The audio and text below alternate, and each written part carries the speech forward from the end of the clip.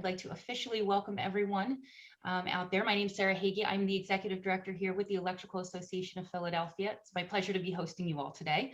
I am joined by my colleague, Matt Dybert, as well as our presenter this afternoon, Dan Laurent from Siemens.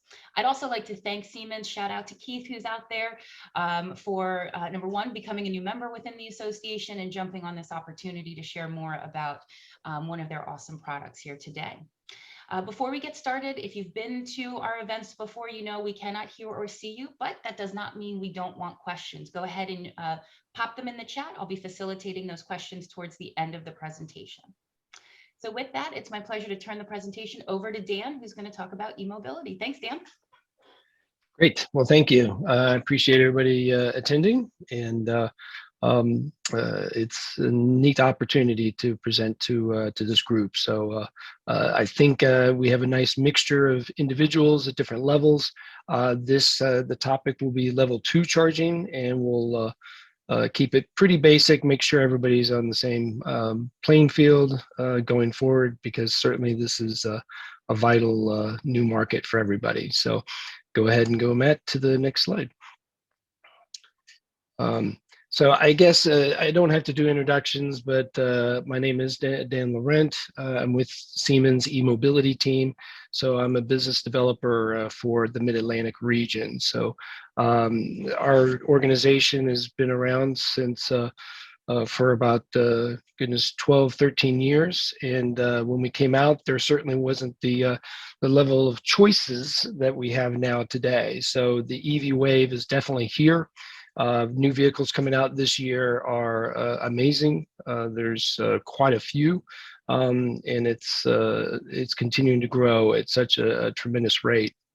I think one of the other areas of growth that's pretty amazing is the delivery vehicles.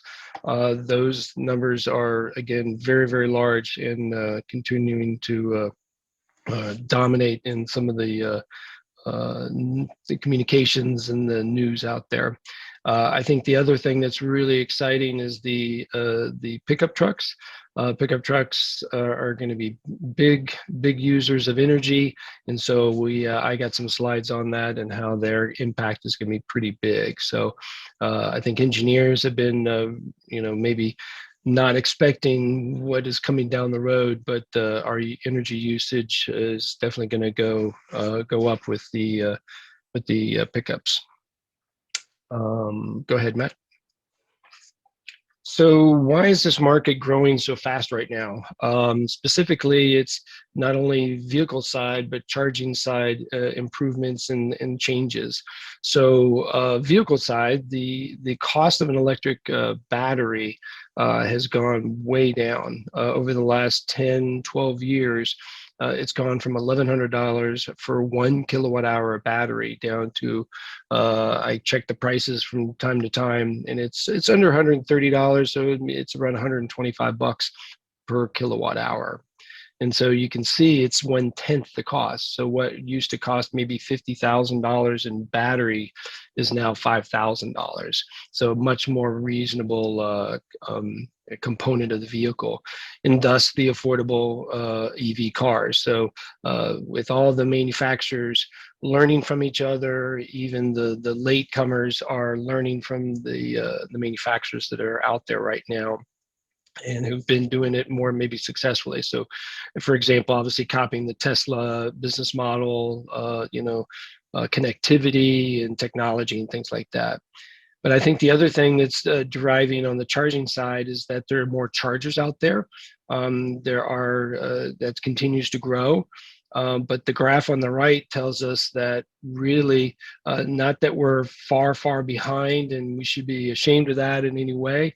It just tells me as a market, there is a huge potential. If we're going to be having EVs all over the place, we're going to need to install a lot more level 2 chargers as well as DC fast chargers. And since everybody in this group is related to the electrical industry, it's awesome. Essentially, we have a whole industry based on oil or gas now coming to us in the world that we live in kilowatt hours and power and things like that in the electrical world. Go ahead, Matt.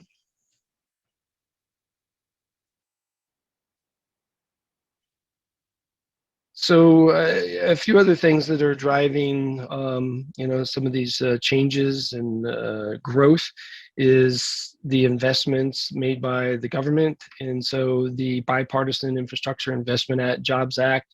I am not going to go into the great details of this. I could do a whole presentation just on this, but there are four major areas that are going to be affected, and that's things for charging infrastructure that states are going to be implementing.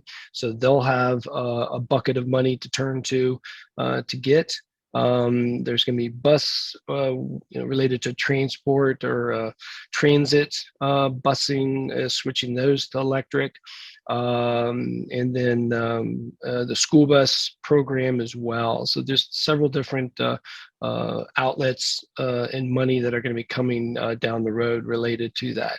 So in some cases, these are going to be mostly run by the states, but it's going to vary in their impact. Go ahead, Matt. So again, there's the four areas.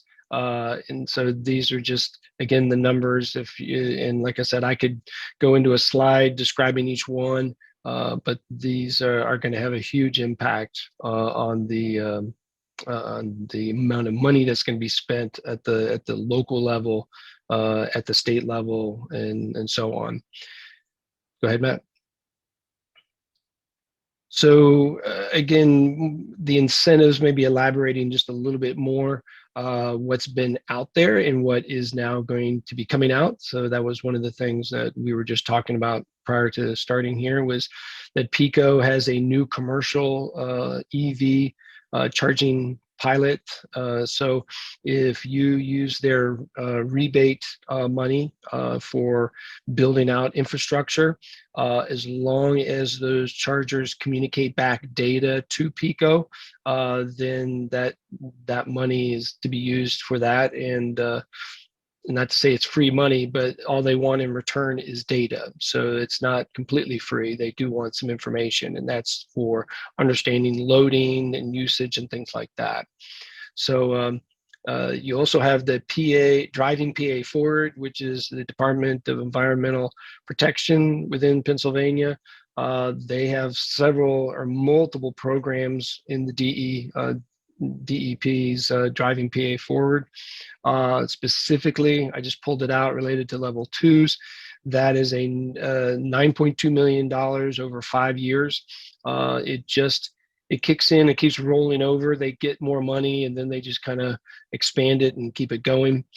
This one, I think the date was May 2021. They opened it up, and so level twos are now, the rebates can be submitted, and they take the form and the paperwork. And like I said, that can be a whole nother discussion but if you go to their website, the Driving PA Forward, lower right corner is what you'll see. Click in there. There's forms and guides to follow there. And then lastly, a good reference to turn to. Obviously, you're going to do work in other states and things like that around the area. The Department of Energy's Alternative Fuels Data Center. So that's the webpage you see on the right side with the United States map there. That you can click on any state. It'll tell you all the programs, whether they're utility run, state or government run. They're indicating or they have incentives related to the cars or the infrastructure, all sorts of different things, and taxes, benefits, things like that. So all of that's in there. It's a great resource. It's constantly being updated, over time. So every state is different in what programs and what gets implemented. So you kind of do have to do a little bit of your due diligence to kind of find it. But the DOE website will have, for example, the PECO, the Driving PA Forward. It'll have those incentives listed. So it's a good place to start. Go ahead, Matt.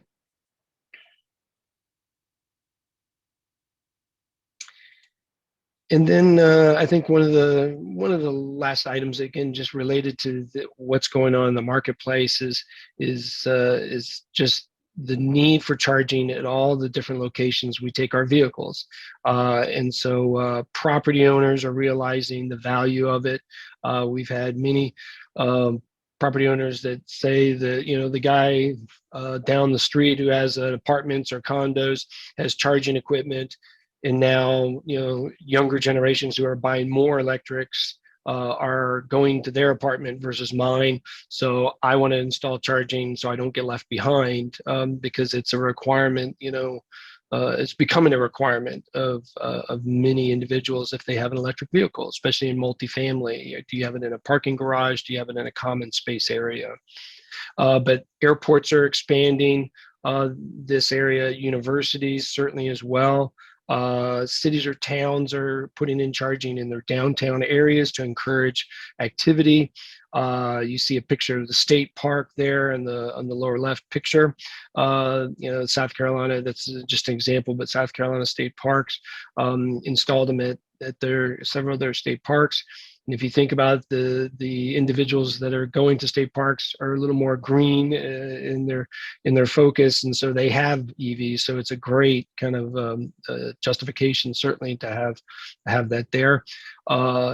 Destination locations, areas where your vehicle is going to be just sitting there for a long time. Golf courses. I don't know how long it takes for you to play golf, but it's usually a 4 or 5 hour stint. So it's a great time to get that charged up, your vehicle. Wineries. We've heard about people, wineries trying to encourage people to come in and stick around a little longer, to get their vehicle charged while they taste more wines and things like that. Not encouraging drinking and driving, but you get the idea. So we're seeing a lot of creativity from a lot of different locations because of certainly the growing market. So from a contractor standpoint, don't be surprised where you get your requests for charging. Okay, Matt? And then I didn't feel like updating this slide because I thought you would get a kick out of it. But I did this slide about 9 months to maybe a year ago. And this was usually one of the other questions people ask. It's like, what's the real cost differences between a gas and electric? And thanks to oil prices right now, even this comparison is short by almost twice as much. But we'll kind of, I'll explain it here. But a good comparison is just, taking two similar sized vehicles, a gas car. I just picked a Ford Fusion, tanks, the mileage, etc. Essentially, if you go down to 10%, that is, maybe how low you would go on a gas vehicle before you'd refill it. And a joking $2.50 a gallon, we wish, runs to the numbers that you see, which is refueling just 3 times based on 300 miles a week, and giving you a total of $121.50. So now with the electric, it's a little bit less range. So we're doing a fill up 4 times. And now you see the numbers. In the home charging is, I think, the critical piece, because if you're charging from home, you're only going to be paying your, certainly the rate you get there. Now I used 8 cents. That's a kind of a bulk rate, doesn't include the distribution charges and things like that. But it is, certainly maybe equal on par with our gas pricing here. So even if you round it up, you could look at maybe $25 a month for an electric. And right now with oil the way it is, you're almost at 250, so a 10 to 1. And you combine that with the benefits of not having oil changes, coolant maintenance at all. It's quite a impact. But electric vehicles are still expensive right now, so that's changing as the more vehicles are getting out there. So just, people are going to ask this question. I thought this might be a good one to cover. So, okay, Matt, next. So let's take a look at, so that's the market. So what's driving it? So let's do some basic 101, and let's see how electric vehicles are charged. Go ahead, Matt. So what we have in what is called, we affectionately called EV charging or EV chargers. But to be exact, the term is called electric vehicle supply equipment. It's even sometimes called electric vehicle power transfer equipment, because you're transferring power from one source, AC, to a location or to a piece of equipment like the vehicle itself. But I'll use EVSE because that is what you'll see in most contracts, most specifications, and things like that. So there are two types of charging. We are going to be concentrating today on AC or level twos. And the AC charging is a very simple device. It has some intelligence, communications, and it takes AC power in and transfers AC power out. So you see the 208 or 240 volts AC coming from coming from the right of the AC unit. That is wired through the unit, and the coupler connects into the vehicle, providing 208 or 240 volts to the vehicle. So the thing to realize is the charger is actually in the vehicle. And so that vehicle, every electric vehicle has a charger on board. So it just needs 208 or 240 volts to operate and consumes that current level based on the charger's size. So that's the advantages of an AC, or that it's certainly compact. It's small in size. It's, like I said, pretty cost effective. The only issue is it can take longer. So it's great for in a home or commercial location, or anywhere you're going to be lingering, I guess, and the car is parked for several hours. Then the AC is a very good solution and a very cost effective one. So on the right side is DC or level threes. So on the DC, what we've done is now said, I need a bigger inverter. I need more charging capabilities out of the connection to the vehicle. So what we do is we provide the inverter and the power electronics as part of the I should say the EVSE. And so that's what you see here as an example. So with DC fast charging, that's a level 3 unit. It's 480 volts or sometimes 600 volts in Canada, but here in the States it's 480 volts coming in. Going out is going to be anywhere from 100 to 800 volts DC. It depends on the vehicle. It depends on what the vehicle's charging speeds are, the models, the types, the battery sizes. So that is all done through communications between the vehicle and the DC fast charging. So we're not going to talk about DC fast charging today, but just realize that that's the difference.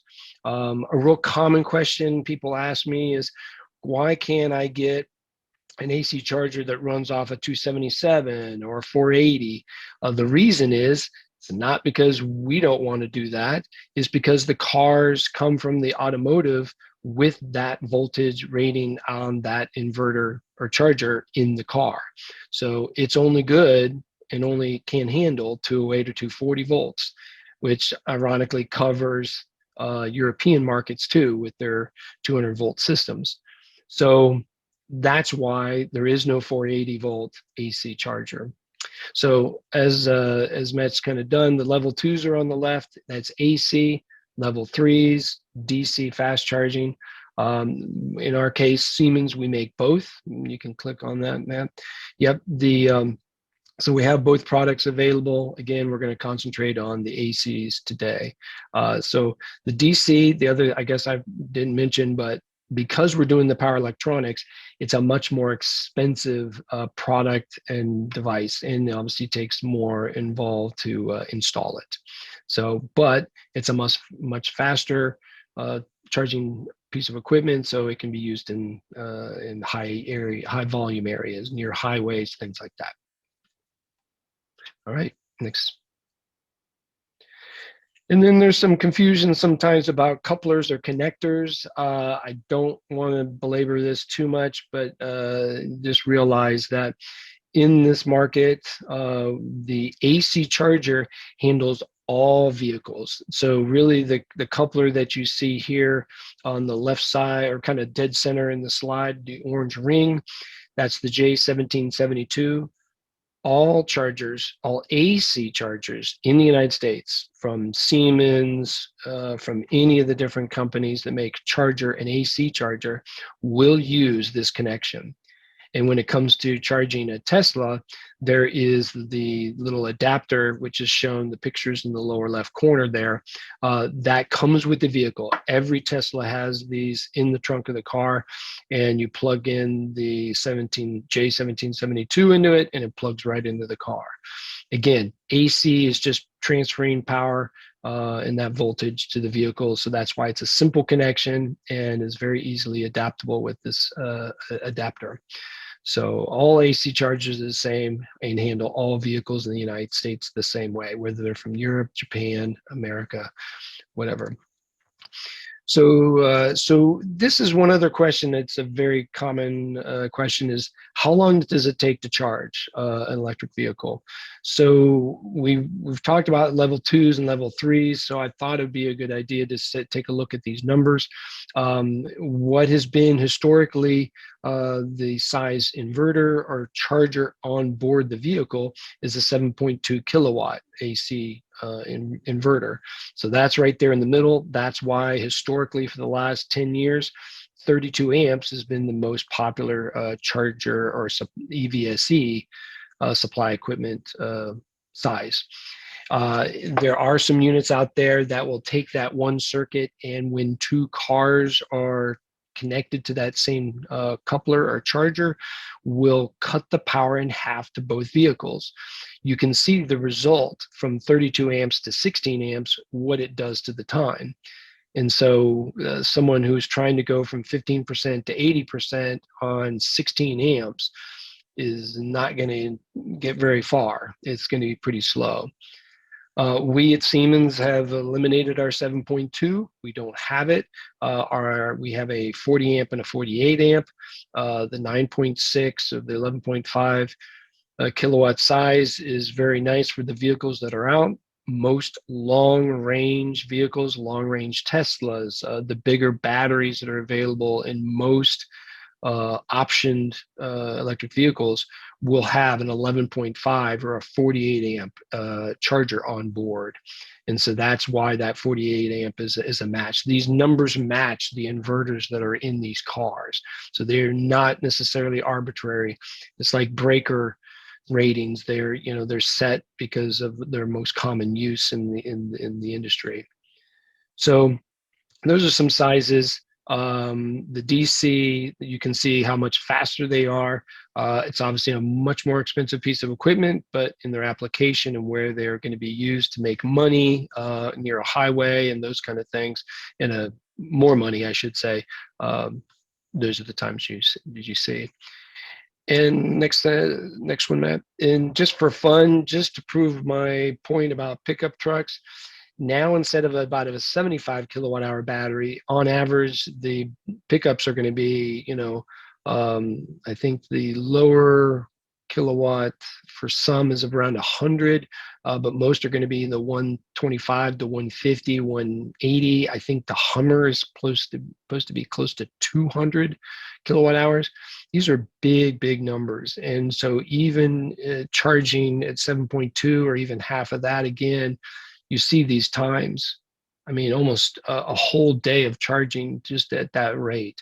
So the capacity, so the charging at 40 or 48 is necessary. It's almost becoming a necessity. So, all right.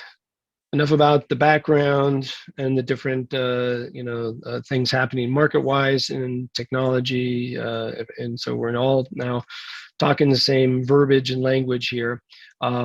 The commercial, your typical AC level 2 charger is going to be, at least from Siemens, is our VersaCharge product. It has the two different sizes, has different options, which I'll kind of talk about why those different options are important and how you may run into those applications. I'm not going to talk about the three products in the middle. Our level 3, our heavy duty unit, which is for buses and transit, or the overhead units, but we will talk about cloud service and where it plays a role with the level 2 chargers. Next, Matt. And then, so with the VersaCharge Gen 3 product, we have two different markets. Again, talking about you could take some of these similarities with certainly our competitors, try to be a little neutral here, try to give you a level playing field. The residential units, there are residential units and we have commercial units. This is, some manufacturers do the same thing. Sometimes they just do one or the other. The nice thing is we featured ours up so that even the residential unit has communications, and has things like OTA, over the air updates. These chargers are very complex pieces of equipment because of their safety. The vehicles are constantly changing, things like that, that having an internet access or internet connection to these chargers is pretty vital to stay up to date with, again, the vehicles that are coming out, new functionality, fixes, bug fixes. That's anything that you would be in a modern electronic device. One of the other things that is a buzzword that you need to understand, and it will come into play later when I talk about the software, is OCPP. So you see it there as one of the first items on the left on smart charging residential. OCPP stands for Open Charging Charge Point Protocol. It's a protocol that came out probably 15 some odd years ago out of Europe. It is the standard across the globe for managing a charger remotely. And I'll talk a little bit further when we get to the software about that. But all of our products come with OCPP standard, which again allows us to manage our product remotely. On the commercial side, or I should say on the residential side, I've kind of mentioned it several times, but there's the 2 power levels. Those same 2 power levels are on the commercial side. On our commercial side, we have 2 different models. We have a child model that we use that term as affectionately as it relates to a parent unit that has gateway functionality. Starting with the child unit, we have the capability to obviously do metering, logging, communicate through Wi-Fi, communicate through hardwired Ethernet communications. We have RFID cards now added on the commercial side, and I'll talk about that in a second. And we also have Modbus communications, and I'll talk a little bit further about that as well. But there's that OCPP communications. That's vital if you're going to be doing any remote billing or management. And I think the biggest thing is with the parent, we add a cell modem to it and add the capability of gateway. So you can put one parent on a site with one connection out, and you can actually tie other chargers or our chargers to that parent unit. A parent unit is not necessarily needed every time on a site. So that's where, assistance from us helping you select, chargers is available. Go ahead, Matt. I didn't want to go too much further into this other than, the capabilities that are kind of listed here, the enclosure types, NEMO 4, so it's all weatherproof. This is a one product, whether it's installed inside or out. It comes with the RFID cards if it's a commercial unit, and the additional communications capability, like I said previously. Matt, go ahead. So with any charger, no matter whose, you're going to have some things that are standard from a feature standpoint and some things you want to have accessories or add-ons. So some charging units come with a post already ready to go with cable retractors, and then it's a very expensive loaded product.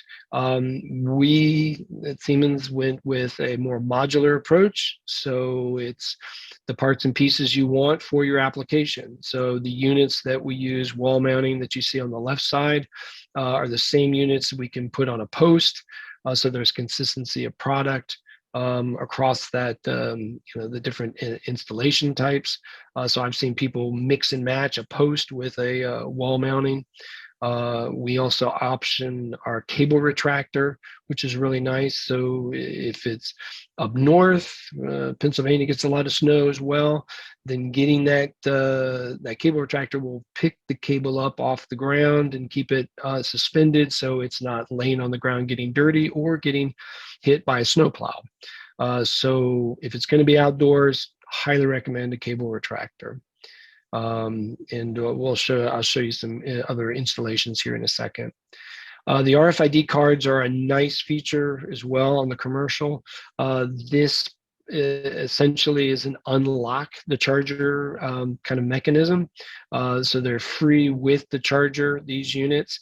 You can put in as many user cards as you want.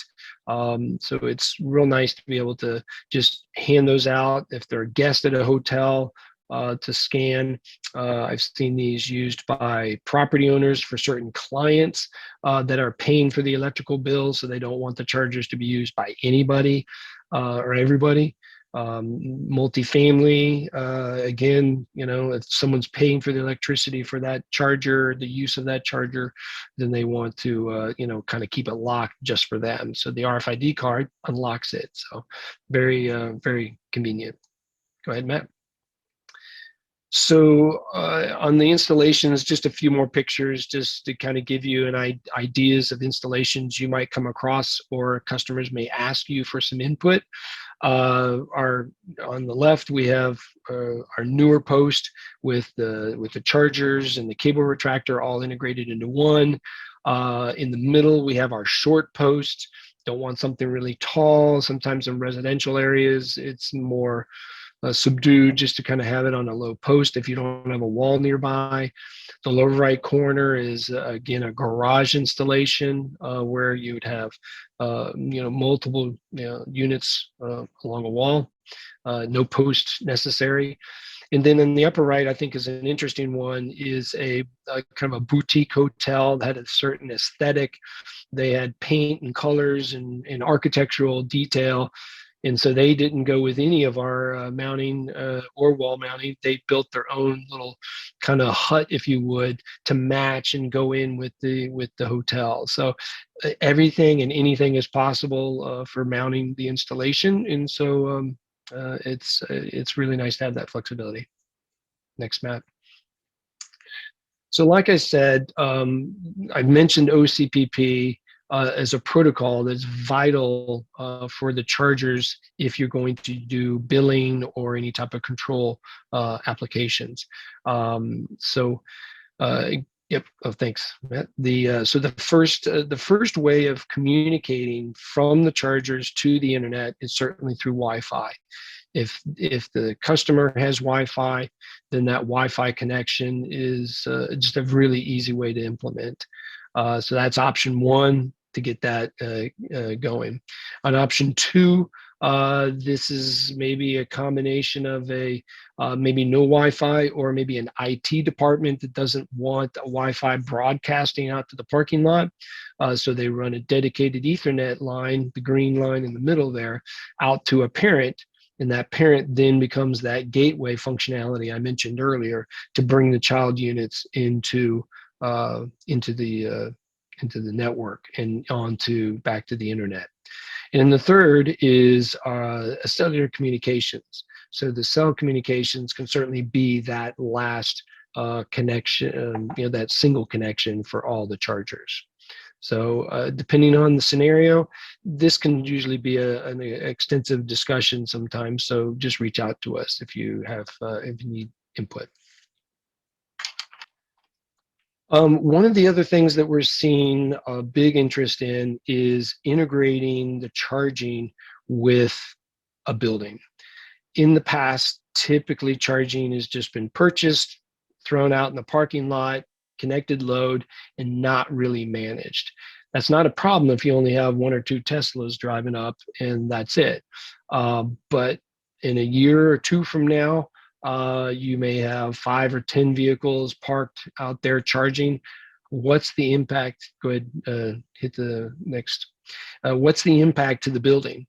How are you going to manage that? How do you, no different? It should be no different than lighting HVAC or motor loads, things like that. And so how do you integrate that? Is one of our next slides, but there you go. One more, sorry, Matt, this one's got a few clicks. Thanks. And so that, the point of, I guess, the statement on the right is 11.5 adds up pretty quick, and 115 kilowatt load is not insignificant, especially if everything's going at one time. So going to the next slide, this is a bit of a eye test here on the next one, but the point of all this is that multiple communications protocols become really vital when you want to start doing load management. So if you have a building management system, Modbus is very common. It's an easy protocol to integrate with. You can do that and do that as your load management tool, but at the same time have that internet connection through Wi-Fi, through a hardwired connection or cell, to be able to have billing billing going on at the same time. So one system's doing load management, the other doing the billing, which is pretty cool that you can split that up. All right. So that is from the standpoint of the level 2 charger, some of the things that you need to be aware of. So, you know, picking out your amperage, picking out your accessories, how are you going to communicate the information back to the internet and to a software package or cloud to be able to manage it. So that's what we're going to look at next is, you know, let's look at the software that's used to manage, you know, chargers. So given that chargers are out in these spaces, parking lots, multifamily, office, all those locations we talked about at the beginning, these locations don't have someone just standing around watching these chargers. So how do we keep an eye on them? How do we manage them? How do we reset them? How do we deal with the drivers that are coming up that want to use them? You know, does the owner have to be always on call for that kind of thing? And obviously the answer is no. You know, how do we how these units are managed can be very straightforward, very easy with an EVSP. So that's what we're going to be kind of talking about here. So owners need that assistance, and they need tools to be able to manage these assets. These are money-making assets, and so, you know, security is important from a internet communications, things like that.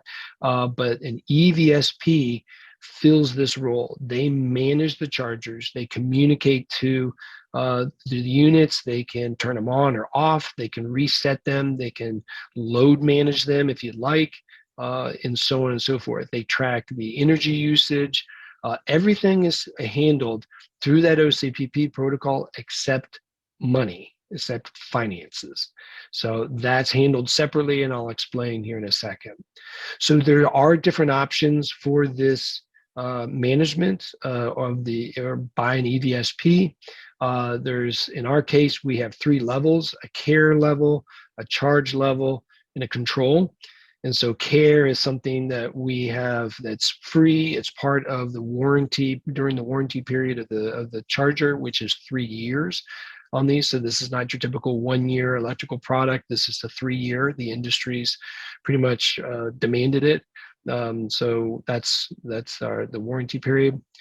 A charge allows essentially now the cloud or the EVSP to bill the driver for the energy usage, control it a little bit more, and you can even get into some RFID management, be able to hand out RFID cards maybe to fleet vehicles. So you can have charging maybe in front of your building or around the side. The vehicles are on RFID cards overnight, let's say, and then and every morning they drive off and do their fleet work during the day. And now you want to have Dan Laurent be able to come in with my vehicle and get charged to my credit card for the same use. So we can do those mixed use type applications. Part of the vehicles are part of your fleet, or the fleet being able to do it for free, yet still open to the public for billing and those applications. And then there's control, and we can do static control, static load management, where it's always fixed, a certain disbursement between different chargers, or it can be dynamic, where it depends on the vehicle and priorities and things like that. So, yeah, I guess just sorry, Matt. There was one other thing I wanted to mention is, so how do you handle billing if there's no credit card reader? And there is no credit card reader, not only on our level 2, but on most level 2s out there in the marketplace. There is no credit card reader. It takes up space. It's sometimes difficult to mount on the product. You have power supplies that have to be integrated in, which typically is not easy to be done. As well as it can be damaged, soiled over weather, let alone even be stolen with the credit card numbers inside. But all of that, so what is used is a QR code, and that's what you see there. So next slide, Matt, thanks.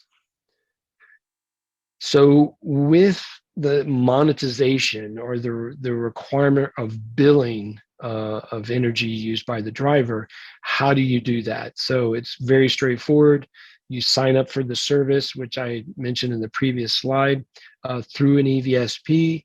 They communicate to the chargers. They send out QR code or QR stickers that will go on each unit very specifically. Now, when the driver comes up, they scan that QR code, and in the middle, image there, says where they're located, the address, the cents per kilowatt hour the driver is going to be charged, and the go no go to start charging. So all of that is done through the app, and that's where the financial side of this transaction occurs, is between the driver's app and the cloud. It is never between the charger and the cloud. The charger and the cloud is all management of equipment and those kind of things. So a couple things to point out. The communications is important. So make sure Wi-Fi communications or hardwired Ethernet is solid, or if you need a cellular communications, go that route. OCPP protocol will be a necessity for the charger in order to be fee-based. That protocol handles the energy that was used by the driver, the start and end times, things that you would want to have as a driver on the bill to understand what's happened. So there, at the same time, the cloud services need to have abilities for the owner. We'll show some examples on the next slide. But owners choose their fee rates, their connect fees. All of that is done by the owner, and then is given to the EVSP to integrate as part of the overall solution, if you would. These fees are based on a per charger per year fee. And so if they have 10 chargers, they're going to have 10 of these fees. There is a setup fee typically for the first year to get the financials all set up, things like that. And I guess that's the last thing, is how does this work financially for the owner? They set their fees, the drivers use the chargers, and on a monthly basis, the information or the money is collected, and at the end of the month or the first of each month, typically a transaction fee for the credit card transactions is deducted, and then the rest of the amount of money goes into the owner's checking account. So in our case, we use a company, an EVSP that's named EV Gateway. There are other options out there, EVSPs, big names, Greenlots, EV Connect, Amp Up. These are all great companies. We work with them all. They work with our chargers, and I just listed 4 or 5. There's a whole bunch more that are out there in the marketplace, but all of them are going to use that OCPP protocol, and they're going to need that kind of functionality. Next slide. In our case, the EV Gateway provides some nice tools, reporting tools, which units are online, which ones are offline, which units are making them the most money. et cetera, adding drivers, driver groups. You can do load, if you do load management, doing the load calculations and setting all that up, you can do that. The point is the EVSP is here to help the owner customize this for exactly what they want. So next. So kind of in summary, we're right on time here in the last minute. When you, again, with us, but also with most manufacturers, figure out what your amperage level is.